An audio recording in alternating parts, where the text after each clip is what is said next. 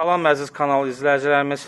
Bu günləri sizə Binəqədi qəsəbəsində 3 sot yarımı içində tikilən 3 otaqlı şəxsi tikili həyət evimizi sizə təqdim edirəm.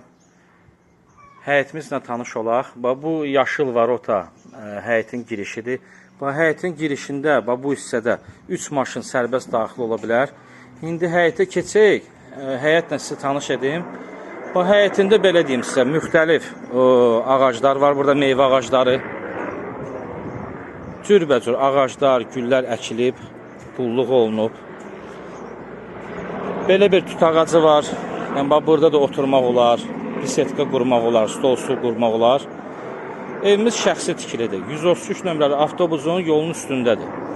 Ev yerdən kürsülüdür. Bütün belə deyim də pəncərələri, hamısı öz belə deyim də həyətinə baxır. Ev qoşa daşla tikilib. Burada girişdə, darvazadan girişdə üzüm talvarı da belə yığılıb. Evin 4 tərəfinə belə deyim də fırlanmaq olur. Ev yerdən hardasa 6-7 daş kürsülüdür. Bu hissəsindən belə keçib evin ətrafına fırlanmaq olur. Mən sizə göstərim, ətraflı çəkim göstərim. Bu hissədən keçib ətraflı fırlanmaq olur. Bura evimizin şüşəbənd hissəsi, balkonudur.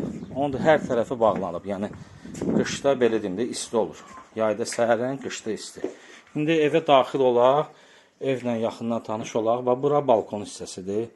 Divan, stol, stul qoyublar. Yəni, gündəlik burada otururlar. Bura daxil olaq, bura dəhlizidir. Burada kombi sistemi qurulub, radiatorlar quraşdırılıb.